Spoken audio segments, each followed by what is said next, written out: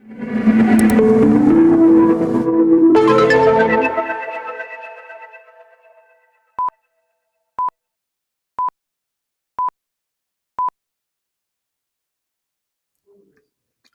Tezos Nation. Welcome to another edition of TezTalks Live. I'm Stu from the Tezos Commons. Joining me today is Aaron Mallet, Growth Manager at Trilitech. Aaron is joining us today to talk about the ongoing endeavor to grow the Tezos ecosystem and the community within it, and the impact Etherlink and the larger Tezos X roadmap are having on its progress in 2025. Hi, Aaron. Where are you right Hello, now? how And you how's the doing? weather? Honestly, it's really cold in London, actually. The temperature dropped quite a bit over the last week or so. So yeah, very, very chilly. I'm sorry to hear that. As we always do here on TezTalks Live, can you get the ball rolling by telling us a bit about your personal and professional background and how you got started on your journey into the exciting world of blockchain technology? Sure thing. So I have been working at Trilitech for the past, I would say, like 18 months or so. So my 2-year anniversary is slowly creeping up. But before Trilitech, I was working at a food delivery startup in the UK called Deliveroo. They're also, I guess, in other countries worldwide, but I was doing a lot of product marketing there, mainly on the consumer and B2B side of their marketing. So helping restaurants grow their user base, but then also improving sort of like the customer experience for users as well. And then before that, I used to work in telecoms. So I used to work for a company called BT, which is sort of the equivalent of like Verizon or AT&T in the sort of the US. So yeah, multinational telecom in the UK. But then we also sort of doing stuff worldwide.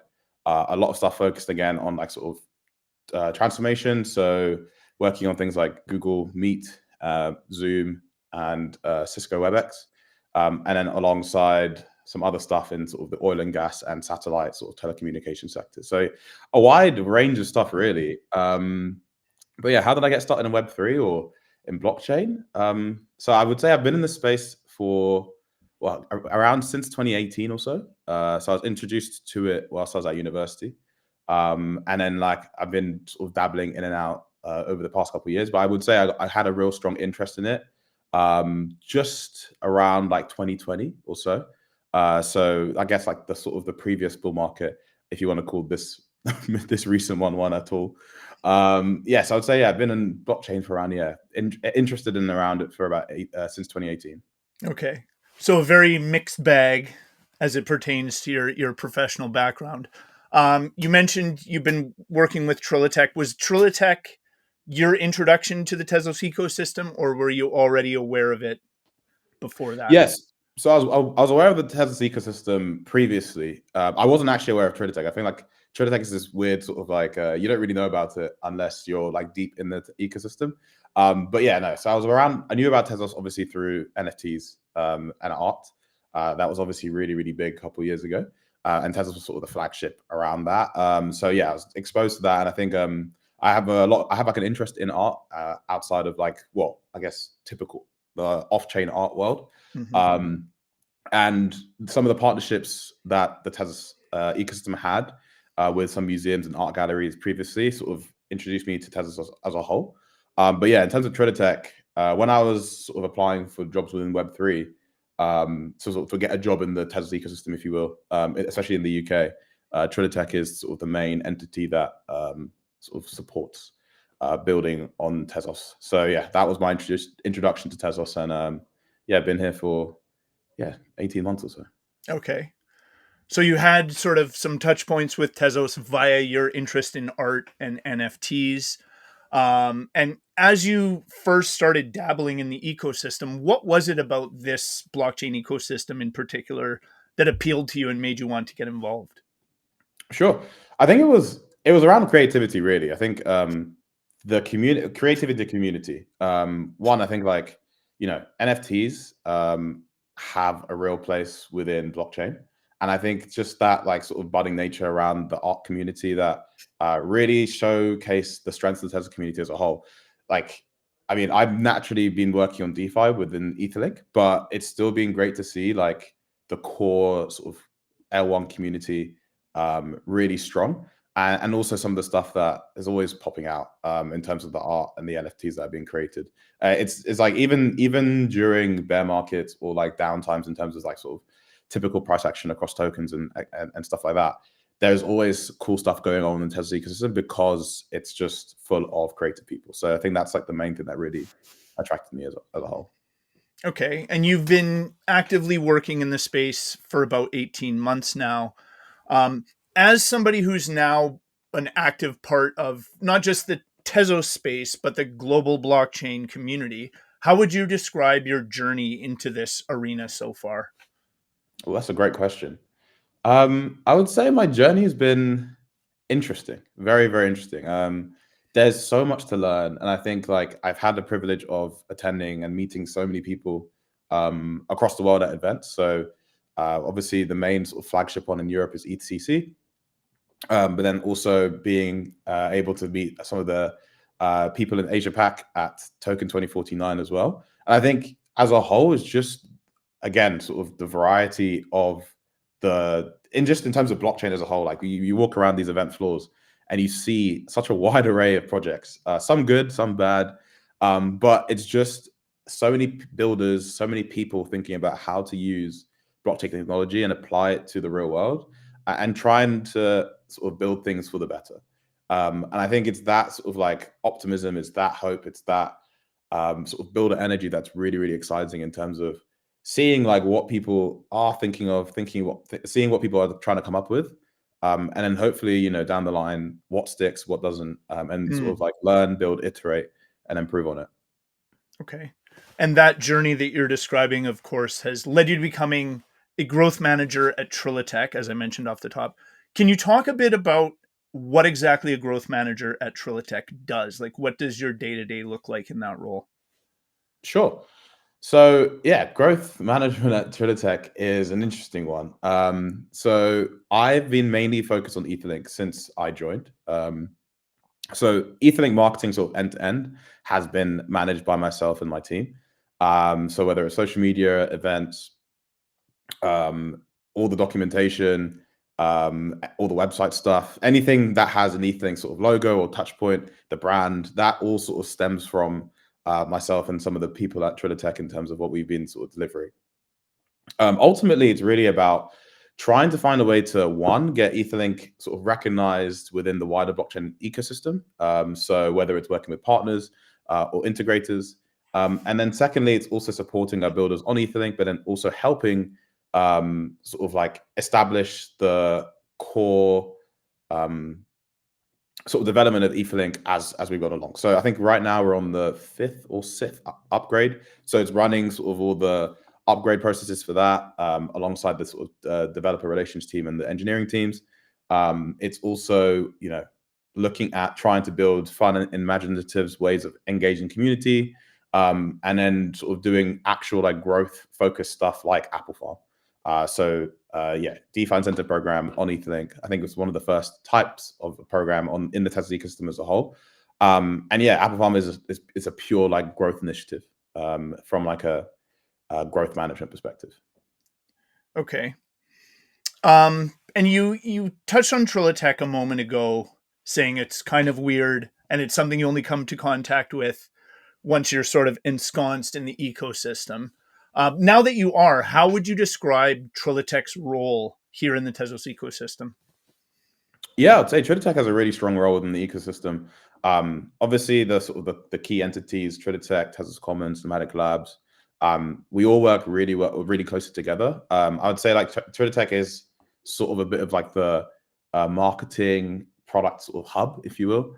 And then like leaning on to engineering resources from the Nomadic Labs team, and then obviously the wider support and sort of the Asia Pac region for TCA Pac. Trilitech is great. I've really enjoyed working here. The people are amazing. The culture's great. We're really invested and focused on helping grow the Tezos ecosystem as a whole. And there's been a number of different products and initiatives that have shipped, and obviously not all of them are going to necessarily land 100% straight away. But I think one of the key things is that we sort of learn, iterate, and improve on sort of the lessons that we have, and focus on sort of making sure that everything that we do to our best effort, and that we just focus on what can we take to improve the Tezos ecosystem as a whole. Okay. And obviously, since you're a growth manager, I'd like to spend a bit of time talking about the growth of the Tezos ecosystem, both now and in the future. You mentioned you've been quite focused on Etherlink, which has now been fully live for quite some time. From your perspective, what kind of impact has Etherlink, that sort of crucial link between the Tezos ecosystem and the EVM ecosystem, what kind of impact has it had as it pertains to Tezos ecosystem growth so far? Sure. I think, Etherlink has definitely been a key driver of growth within the Tezos ecosystem for the last, at least a lot of this year, and sort of into the late part of last year. I think Etherlink's history has been quite interesting. We launched mainnet beta, I think, last year, May. Then it came out of beta start of this year, I think around February. And then this year has been we've been seeing explosive growth through Apple Farm, our DeFi incentive program. So I think TVL at the start of the year was around $1 million or so. And then currently right now it's sitting at upwards of 65 plus, with total assets on chain over 100 mil or so. So there's definitely been a lot of strong growth, and even transactions, users, all the sort of the key on-chain metrics that you're looking at, they have definitely ramped up a lot over the past year. And I think, a lot of that has been to do with Apple Farm. But then, we've also got things like uranium.io. You also have some of the great integrations that have also come within the DeFi space, things like Jumper, things like Curve, things like KyberSwap.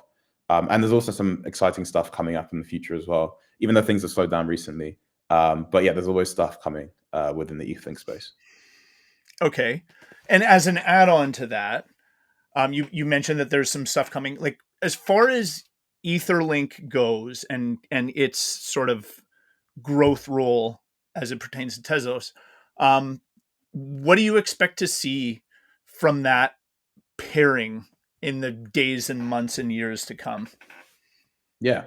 So Etherlink is really there to be the EVM sort of execution environment for the Tezos ecosystem. And building on towards Tezos X, there is obviously the JavaScript environment, which is, and then also the Tezlink, which is the Nicholson environment. So all of these sort of roll-ups sit together under a canonical roll-up, which is the real sort of vision of Tezos X, right? Now, in terms of what we're really trying to achieve with Etherlink is to help bridge that gap from a developer perspective. A lot of the key developers within the blockchain space write code in Solidity, and so it's a lot easier to bring those developers over to the Tezos ecosystem through Etherlink. And we've also seen that through middleware and applications.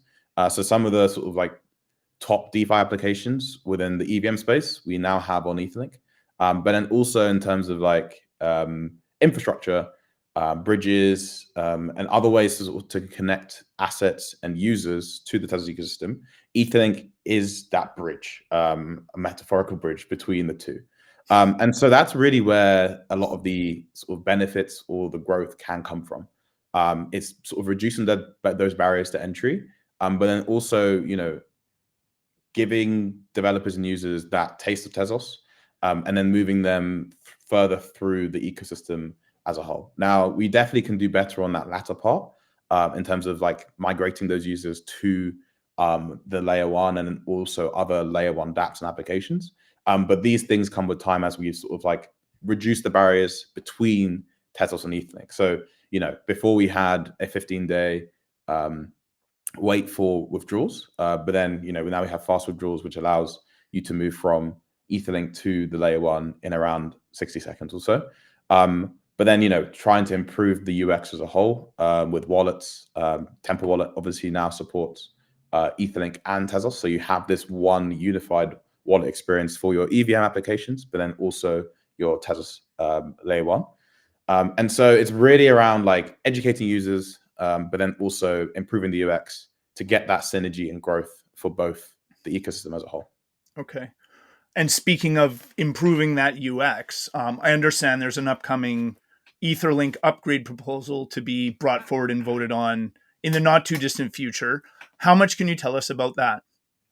Sure. I can't say too much right now, but it's definitely going to improve Etherlink as all upgrades have in the past. I would say this upgrade definitely showcases our speed, both from a chain perspective, but then also in terms of support for um, the actual next Ethereum upgrade.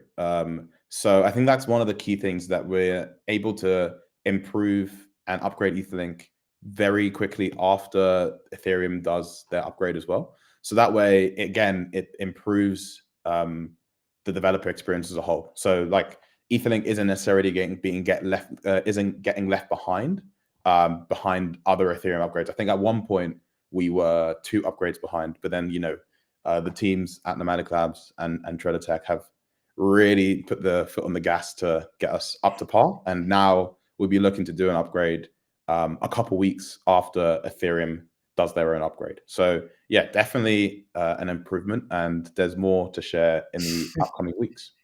We'll know when we know. Yeah, Yeah. fair enough. You touched on this already, but one of the key areas we've seen Etherlink have an immediate impact on growth is in the Tezos decentralized finance space. You mentioned an impressive influx of value into Tezos DeFi has already begun, with total value locked, as you said, increasing massively in the months since Etherlink went live.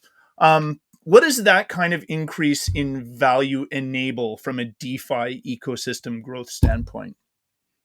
Yeah, it's incredibly important. I think liquidity is foundational to DeFi as a starter. But I think you have the benefits from an application perspective in terms of like lower slippage, more tokens to trade.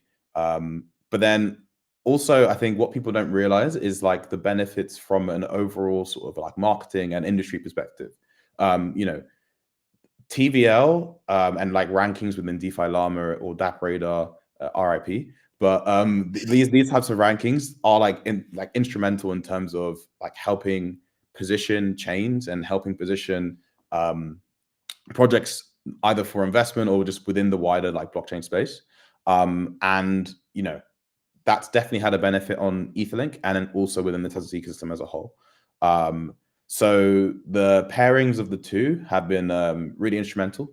But then also, it provides a sense of security for other types of users. Some of the sort of bigger players or institutional, once that foundational TVL is there, that they are, willing or more encouraged to utilize blockchains. As you don't want to be someone with $10 million moving to a chain that has $20 million of TVL, because then you're going to be a third of the total assets on the chain.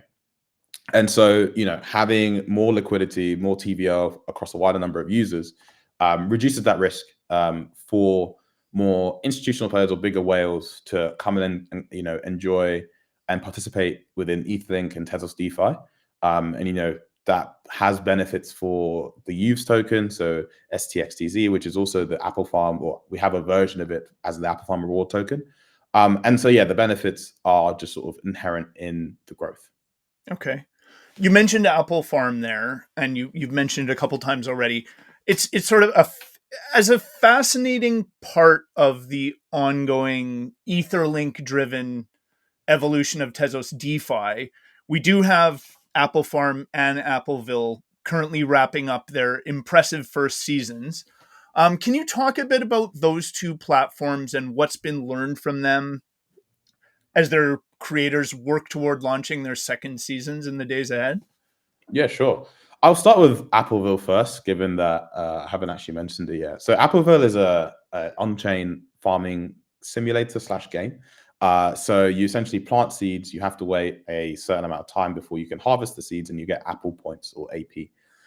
Now, I think from a growth perspective, Appleville has been really interesting to see how we can drive users and on-chain transactions from a sort of gaming perspective. This Appleville sort of built on the foundations of the Uranium Miner game.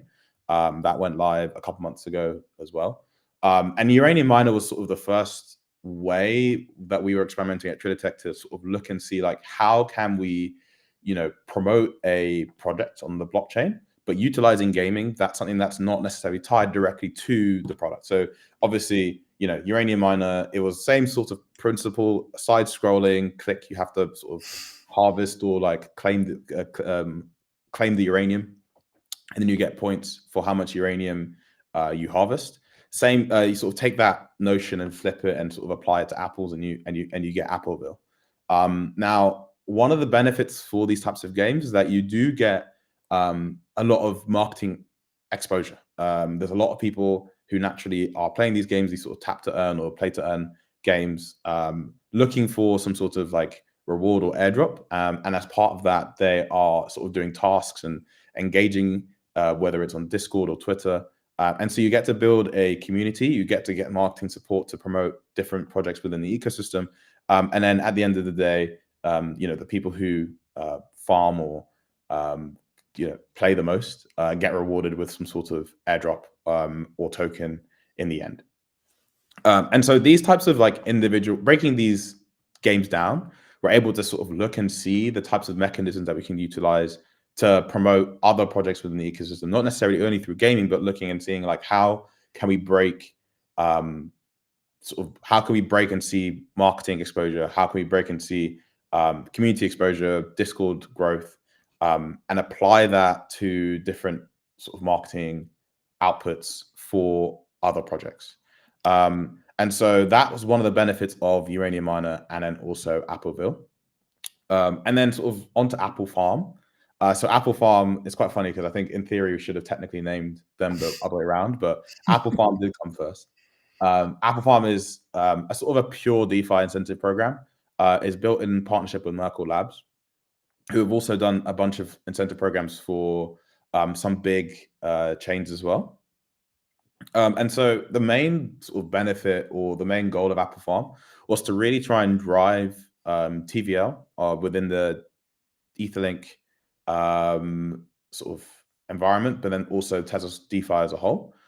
And with Apple Farm, it's really around educating people around the types of opportunities to earn rewards on Etherlink DeFi, sort of building that knowledge base within the wider DeFi communities, and then you sort of working with different types of marketing, whether it's KOLs, whether it's publications, whether it's podcasts, and trying to spread this idea that Tezos is participating within DeFi.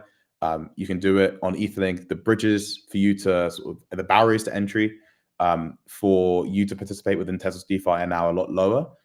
Thanks to Etherlink, you have Jumper Exchange, you have the Layer 0 bridge. And so you can easily move your assets to Etherlink and yield, trade, buy uranium, do whatever. And so, yeah, that's the real sort of benefit of Apple Farm. And yeah, we've seen a lot of traction, and it's hopefully going to continue soon, but we will keep those thoughts up to wraps. Fair enough.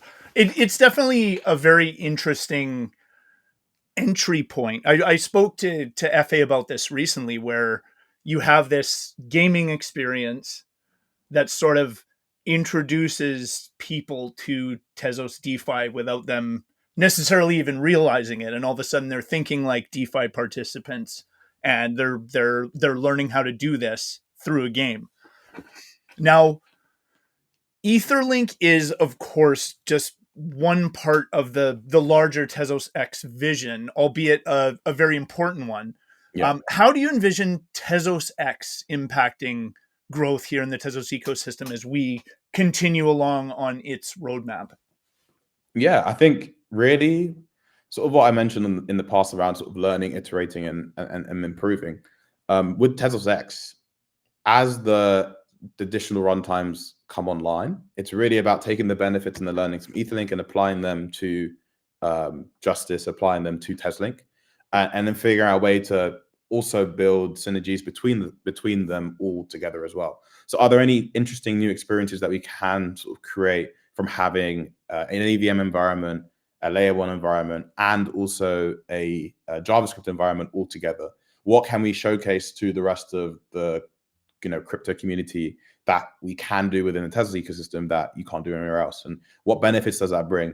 And then once TezLink is online, how do we sort of build those synergies between three roll-ups, all communicating together? What experiences can we build as proof of examples again to the wider crypto community, and show them, that's why as a builder you should come to Tezos.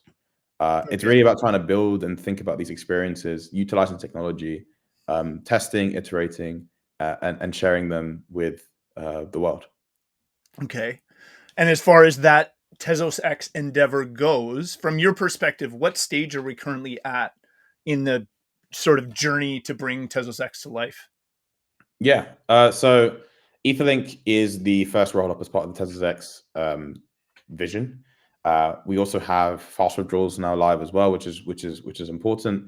Then Justice should be coming next year, and then following that will be TezLink, and those three those three separate execution environments together will then form the canonical rollup. So I would need to double check the actual roadmap itself, but yeah, we're definitely on the way.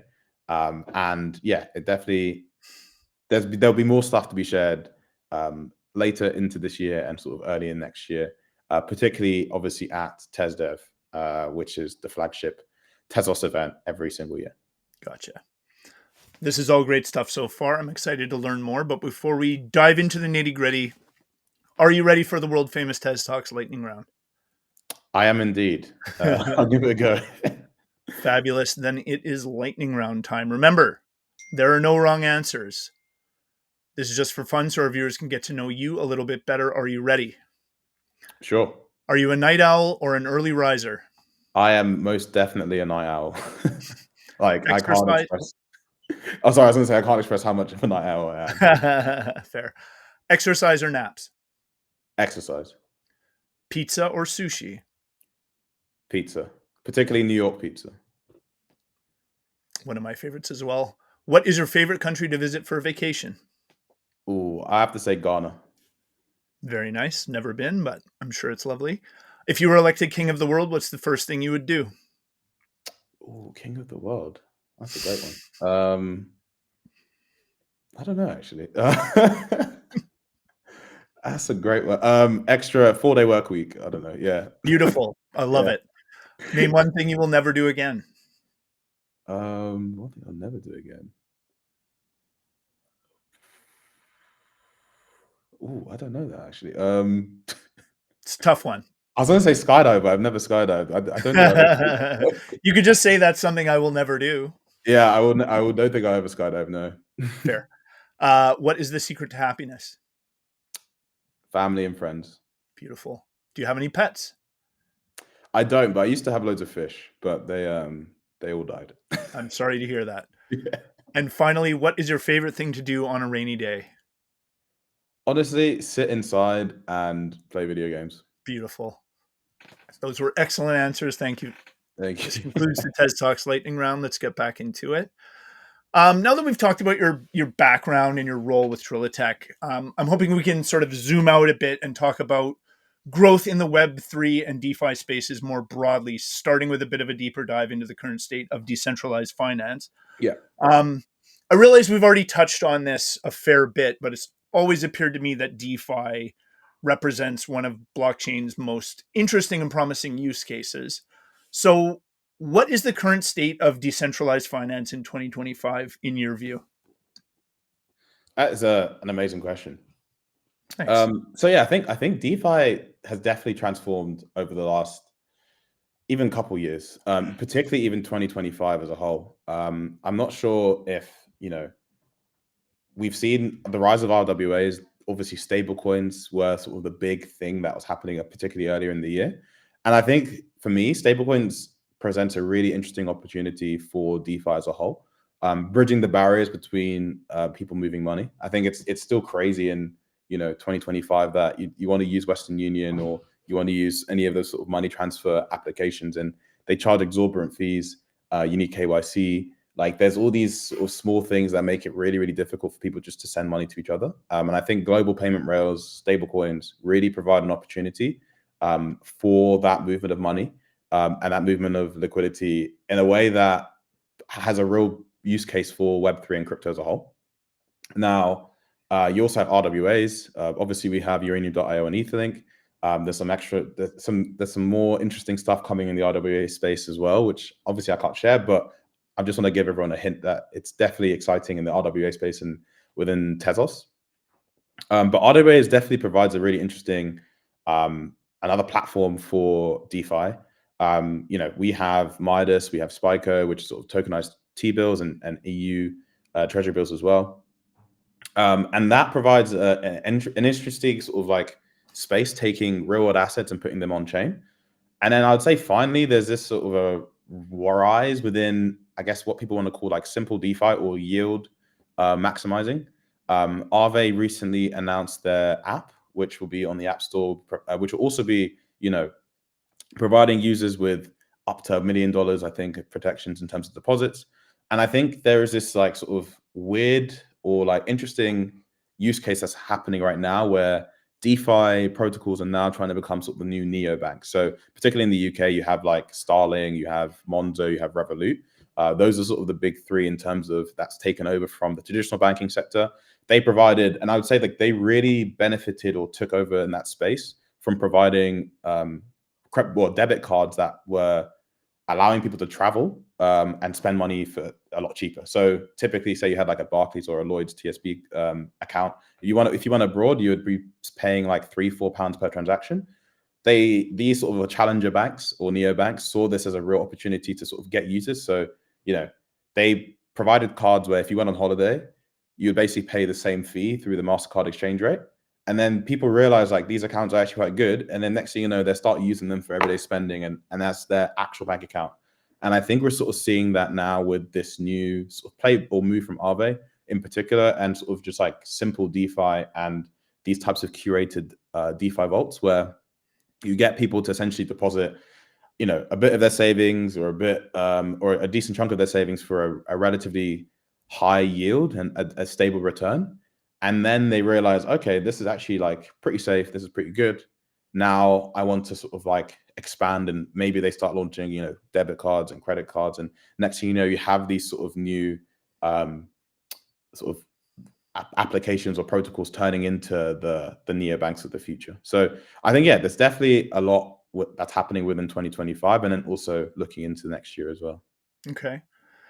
And I would agree there's a lot happening in 2025, but as we move forward, what do you think needs to happen in order for decentralized finance to reach its true potential? I think fundamentally UX needs to improve. I think we get so accustomed to the way within Web3, like how everything works. But really, like most users don't even want to really know that they're using a blockchain or they are engaging within Web3. It should just work as any other application, any other interface that they're used to.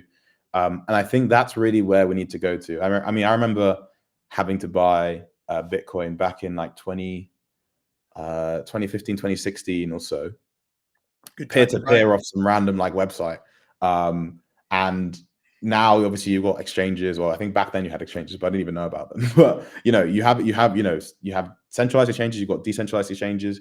And so it's easy, it's now easier than ever to sort of get into Web3 and get into crypto. And I think we just need to take those sort of like benefits or those learnings from the wider UX space and sort of apply that to Web3. I think there's not enough good UX designers in the spaces at all. I don't think there's not much consideration for it. Everyone really wants to focus on the product and like what the product actually does.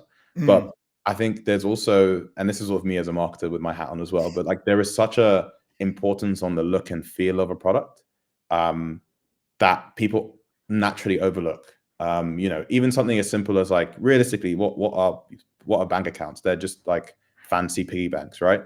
And so you have all this abstraction and products on top, but really it's just a place for people to have their money and then to occasionally look at it and to get additional interest or yield on it. Mm. And you need to make that experience interesting. You need to make that experience still feel secure, but it also needs to stand out, because at the end of the day, if I have 10 grand sitting in a bank account and someone's promising me 9% yield and I'm currently getting 3, there's still like an element of risk that I'm like, okay, for me to do this to get that 6% extra yield, how does my money move from my traditional bank account to this on-chain bank account? There needs to be those rails in place that make it incredibly easy and incredibly frictionless for us to do that. Otherwise, I'll just put it off, and next thing you know, I've forgotten about this exciting opportunity, and I'm not going to bother doing it. So that's where the UX play needs to be really involved, like making sure that it's really easy for people to move money, but also making the experiences non-forgettable, and also really exciting. And you think UX can provide that sense of security to people? 100%. I think design has a way of translating security and a feeling to people. Obviously, the fundamental product has to be secure in itself, but there's a way of looking at something that looks badly designed, doesn't actually feel like a lot of time, care, and effort has gone into something, compared to something that actually just feels incredibly secure, and you don't have to worry about like utilizing the protocol or utilizing the app. And so, there is definitely an element around like improving design as a whole. Yeah. But yeah, still the products still need to be good fundamentally as well. Of course. And I think it's like, we need to simplify everything on the board. I think there's this push for simple DeFi, which a lot of people are sort of talking about recently as well. And that's just simple. Like, yeah, that's just simple. But it's really about stripping back all the complicated stuff and saying, here, deposit money here. This is your yield. You don't have to worry about it. You get X, Y, and Z, and all the sort of additional stuff can happen in the back end. And yes, if you want to be a power user and do all the complicated stuff, looping or arbitrage, whatever it is, there needs to be a space for you to do that. However, the majority of people aren't necessarily going to be doing that. I think like there's a stat, I think, in the UK that only 20% of adults or 25% of adults are invested in traditional stocks and equities. And so, look at Web3 crypto as like an extension of that, something that's even more scary, something that's even further on the risk curve, right? If we want to be getting mass adoption, if we want to be getting those types of users, we need to make the experiences feel as even better than stocks and shares and those types of applications that exist right now.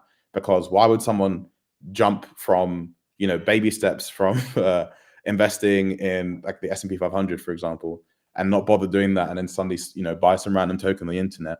You need to make the full experience on par with what people are used to within the traditional sort of equities markets. And I think as much as Coinbase do get a bad rap within the space, I think one of the things they're doing that quite well right now is with the base app or the Coinbase app as a whole. And they're really focusing on the UX and trying to bridge the gap between bringing people on chain through layer 2 and then actually taking that experience and putting it within the app. And yes, there's definitely some features within there which are pretty poor and not well thought through. But fundamentally, it's taking, how can you take the on-chain experience that you're used to on a laptop and put it in an application form with mini apps, with messaging, with social, whatever it is. And that's the type of way that you get, the next 100,000, the next millions of users on chain. Well, then you have UX as sort of part of a branding issue, right? When we're talking about Coinbase and we're talking about some of these other platforms, they're really brands, and that's how people are going to recognize them, and that's why the successful ones, everybody knows their name because they've branded themselves effectively, and UX is just one part of that, right? Yeah. Now, as the Tezos DeFi ecosystem grows and space is created for the sort of DeFi heavyweights of the world to make their move into the Tezos ecosystem, how do you envision things changing for the people actively working and doing business here in the Tezos ecosystem today? Yeah, I think one of the benefits of the Tezos DeFi is the ability that it's one of its strengths is that it's quite small. And I mean that in a actually, like, it's quite small in the sense that we're able to curate and really hyper focus on like what we want to try and build.